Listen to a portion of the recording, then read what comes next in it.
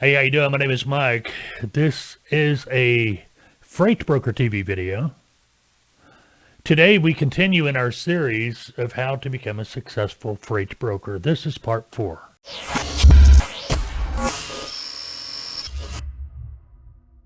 All right, in this Freight Broker TV video, we continue in our series of how to become a successful freight broker. Part 4, we're going to be focused on an average day working as a freight broker. Now, we left off part 3 pretty much talking about you becoming an agent, going through orientation, getting hired, the contracting process. So now you're working. What can you expect? What's an average day going to be like? We'll get into that in a moment. Before we get started, I want to remind you every Saturday morning on YouTube, 9 a.m., most Saturdays. Well, it's fishing season. But most Saturdays, we will be live streaming the FBTV video podcast. You'll be able to see it in its entirety on Saturday mornings, 9 a.m. After the live stream, we'll obviously take out the topic from the video itself and make that available to you as well. The podcast, though, you can hear that on your favorite podcasting app, be it Apple or Spotify or Google or whatever, iTunes or whatever you're using to listen to the podcast. If you can't find us on your podcast, tend to find us, just do a search for Freight Broker TV. Let us know. We'll make sure we are added to that podcast. iHeart, too. We're on iHeart, right? Yep. My name is Mike. I am the lead consultant for Tautoa. I also host the FBTV videos and such in the podcast. If you are interested in learning more about what we do, we are a transportation and logistics training and consulting firm. We assist freight brokers, freight broker agents, carriers. Check us out, Tautoa.com, Taltoa.com. If you are looking to become a freight broker agent, freight broker agents anyway, we guarantee placements. So Taltoa.com. You can also call me at 479-668-0838. All right, very good. So an average day working as a broker. Now, I can only go by how it was for me. I'm sure you'll develop your own system, but this will give you an idea of what to expect. Around 6:30 in the morning, I was at my desk. Now, you may say, wow, that's pretty early. Yeah, but understand, if I had a customer and they were going to be at their desk at 5 o'clock in the morning my time, I would be at my desk at 5 o'clock in the morning my time.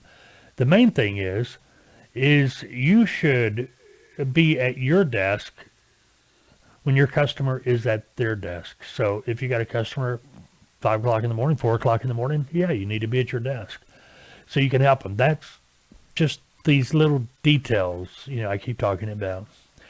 Now, as the day progresses, I'm answering incoming calls, checking the load boards, be it DAT, truck stop, 123, checking my emails, sending out emails, calling carriers. I'm going to have priority loads that I'm going to be focused on that day. I may have a lot of loads, but the loads I'm focused on that day are obviously going to be the loads that I can make the most money on, or loads that I've committed to move for a customer prior to actually having a truck. Now, we go through this in training at Tautoa. You never, ever want to commit to a load until you know you've got a truck or you are pretty sure you're going to be able to get a truck. Okay. Now, this is going to go on, but around 7 o'clock, I'm going to be calling my customers, checking in with them, having that one-on-one contact. Remember, this is a relationship business. You can try to do everything by email. You're going to run into a lot of these shippers that want you to do everything by email. I don't understand that because it takes too long for everything to get set up to, communicate back and forth. Shipper may have a load, the customer may have a load. You've got a truck wants to move that load, but now you got to email that customer. It just takes too long. So I don't understand why they want to do that. Unless they just don't want to negotiate. It's got me.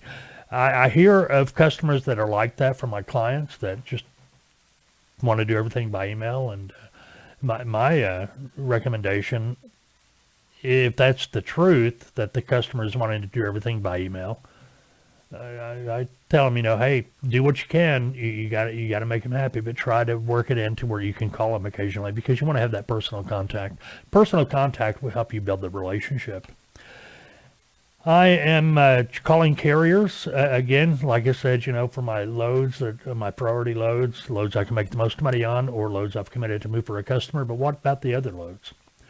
The other loads I've got posted. I've posted everything. This is a problem quite often I've seen it happen. A broker, they have loads from a customer and they just will not post them. And my question has always been why? And they always say because they're not paying enough. I can't make enough money off that load. To me, that's the wrong attitude. You need to post everything. Let me put it this way. Yes, I may have loads out here I can make $300, $400, $500, $600 on.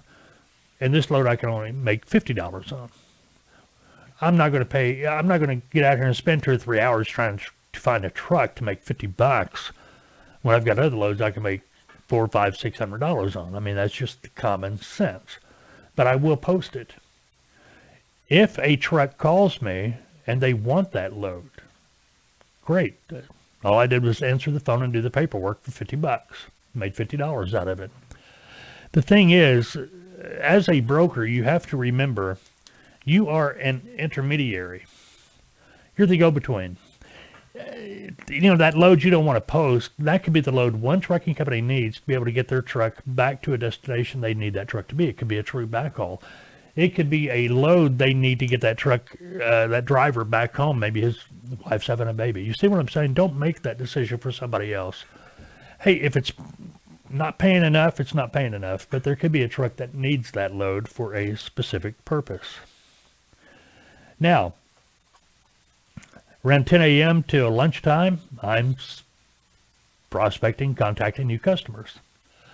Now, we'll get into that a little bit more because this is going to end up being a 2-part video, how to be a successful broker, how to become a successful broker. It's going to be part 1, obviously, of an average day working as a freight broker agent.